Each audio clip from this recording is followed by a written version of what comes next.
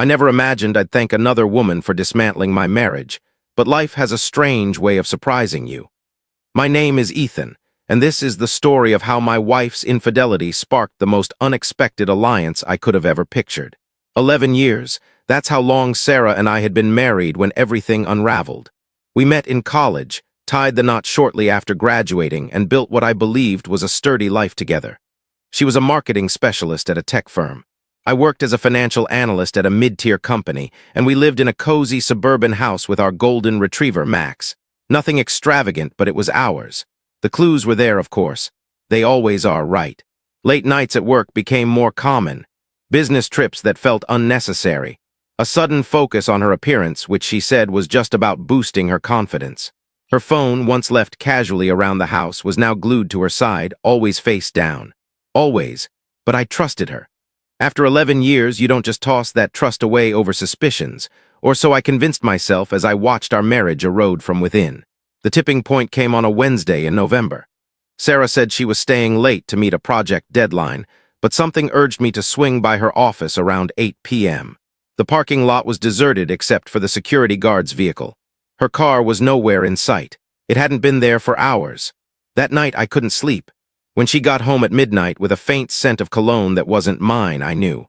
But knowing and proving are two different things, and I wasn't ready to upend our life over a gut feeling and some odd behavior. The real revelation hit 3 weeks later. Sarah was in the shower and her phone was charging on the bedside table. It lit up with a text from someone labeled Meeting Room C. Even through the locked screen, I could read part of the message. Can't wait to hold you tomorrow.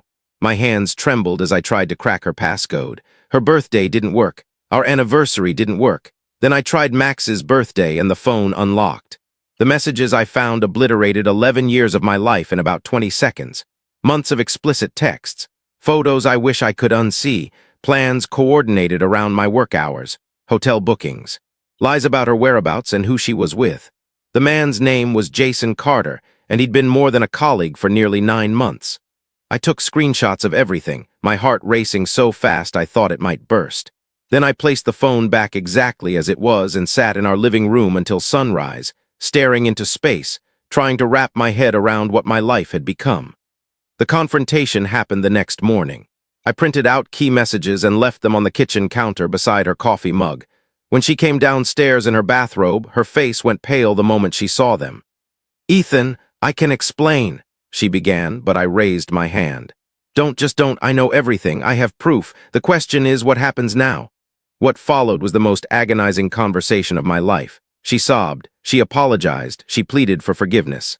She claimed it was meaningless, just physical, that she loved me and wanted to fix things.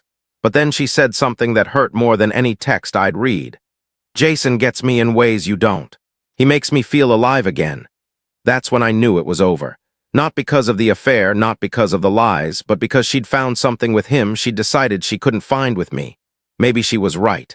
Maybe we drifted apart over the years without noticing. But instead of talking to me, instead of working on what we had, she chose to start something new with someone else while keeping me as a fallback. I told her I wanted a divorce. I'd already spoken to a lawyer. And I gave her 1 week to sort out her living arrangements because I wasn't going to live with someone who'd been deceiving me for 9 months. She moved out that weekend, staying with her cousin while she searched for an apartment. The house felt hollow without her, but it also felt truthful for the first time in months. Max seemed puzzled by the change, but dogs adjust better than people do. The divorce process started right away. I had enough evidence to make things difficult for her, and she knew it. Her lawyer advised her to settle quickly and fairly, which she did. We divided our assets evenly. She took her car and personal items, and that was it. 11 years reduced to a pile of legal documents and a split of possessions. But the story doesn't end there. In fact, that's where it gets intriguing. About 2 months after Sarah left, I got a call from an unfamiliar number. The woman on the line introduced herself as Lauren Carter, Jason's wife. "We need to talk," she said, and something in her voice made me agree to meet her that afternoon at a cafe downtown. Lauren wasn't what I expected. She was in her mid-40s, with gray-streaked hair she didn't bother dyeing and weary eyes that suggested she'd been dealing with this longer than I had. She ordered a plain coffee and cut to the chase. "How long have you known about Jason and your wife?" "About 2 months," she gave a bitter laugh. "Try 2 years. 2 years. While I'd been clueless for most of Sarah's affair, Lauren had known her husband was cheating almost from the start. But unlike me, she hadn't confronted him right away. She'd been collecting evidence, documenting everything, and planning her next move with the precision of someone who'd been burned before. "Jason's done this 4 times that I know of," she told me. "Each time I caught him, he swore it was over, and I believed him because we have 3 kids, and I thought keeping the family intact mattered more than my dignity.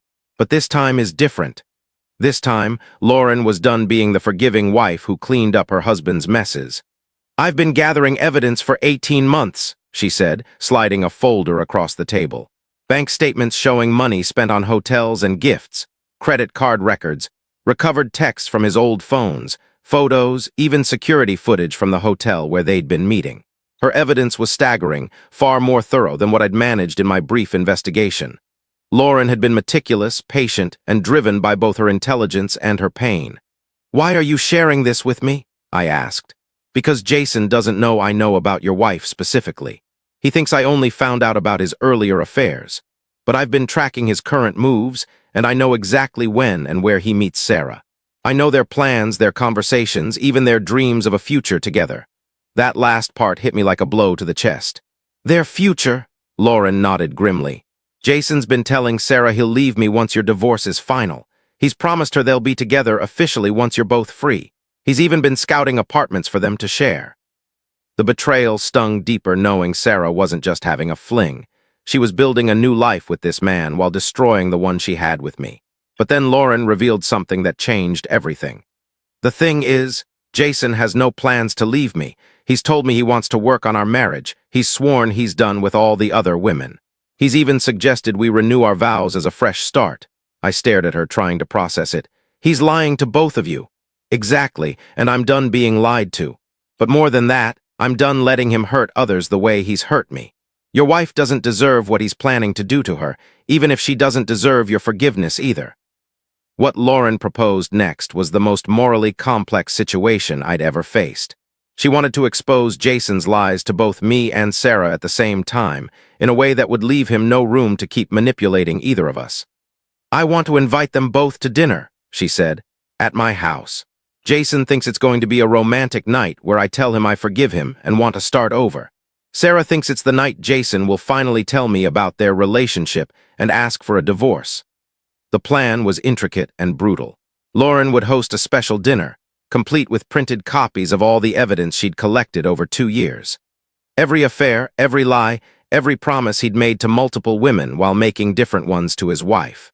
She'd invite me to show up during dessert, pretending to return something Jason had left behind. "When you arrive with your evidence of their affair, and I present mine showing he never meant to leave me, Jason's entire web of lies falls apart. Sarah learns the man she ruined her marriage for was never going to be with her. Jason learns that both his wife and his mistress's husband know everything, and both of them realize their actions have consequences they never imagined. It was harsh. It was calculated, and it would humiliate them in ways that would take years to recover from. But after months of feeling helpless, after being lied to and betrayed and made to feel inadequate, the idea of reclaiming some control was irresistible. I agreed to Lauren's plan. The dinner was set for a Friday night in January. Lauren spent days preparing, cooking Jason's favorite meal, and setting the dining table with their wedding china. She even bought wine from the year they got married. To an outsider, it looked like a woman desperate to save her marriage, not end it.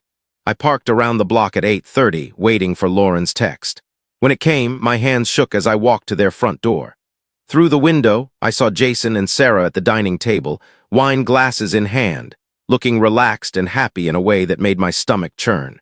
Lauren opened the door with a smile sharp enough to cut through steel. "Ethan, perfect timing. Jason, look who's here." The look on Jason's face when he saw me was worth every second of pain I'd endured. Sarah went ashen, her wine glass slipping from her hand and shattering on the floor. "Lauren, what's happening?" Jason stammered, but Lauren was already heading to the dining table where she'd laid out folder after folder of evidence.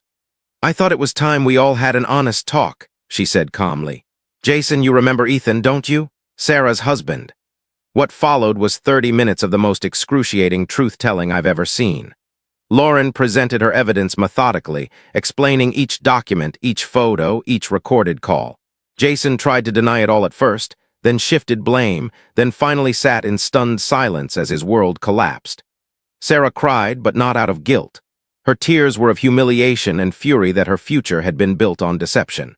When Lauren showed her the texts where Jason promised his wife he'd ended all his affairs and wanted to save their marriage, Sarah looked at Jason with such contempt that I almost felt bad for him. The night ended with Jason storming out of his own house, Sarah calling her cousin for a ride, and Lauren and me sitting in her kitchen, sharing a bottle of wine and processing what we'd just done. "Do you feel better?" she asked. "I'm not sure," I said honestly. "Do you?" "I feel like I can finally move on," she said. "For 2 years, I've been stuck in limbo, knowing my marriage was a lie but not strong enough to end it. Tonight, Jason made that choice for me." Lauren filed for divorce the following Monday. Jason tried to reconcile with her, then with Sarah, then with a previous affair partner, but his reputation was ruined. Word spread through their workplace, their social circles, their families. He eventually moved to another state, but the damage was done. Sarah and I never spoke again after that night. Our divorce was finalized 2 months later, and she relocated across the country for a fresh start. I heard through mutual friends that she spent a long time in therapy, grappling with her issues around commitment and trust. As for Lauren and me, we became unlikely allies. Not romantic, nothing like that, but two people who'd weathered the same storm and understood each other in a way others couldn't. She helped me through the darkest moments of my divorce, and I supported her as she navigated single motherhood when Jason vanished from his kids' lives. Looking back, I don't know if what we did was right or wrong. It was certainly harsh, and it caused pain that rippled beyond just Jason and Sarah. But it was also honest in a way nothing else in this mess had been. Sometimes the truth is messy, complex, and hurts everyone involved, but it's still the truth. 3 years later, I'm in a relationship with someone who prioritizes honesty over convenience, and Lauren has found peace as a single mom, giving her kids a stable home. Jason's out there somewhere, hopefully learning from his mistakes, but probably just making new ones. The strange thing is, I'm grateful it happened the way it did. Not for the pain or the betrayal, but for the clarity.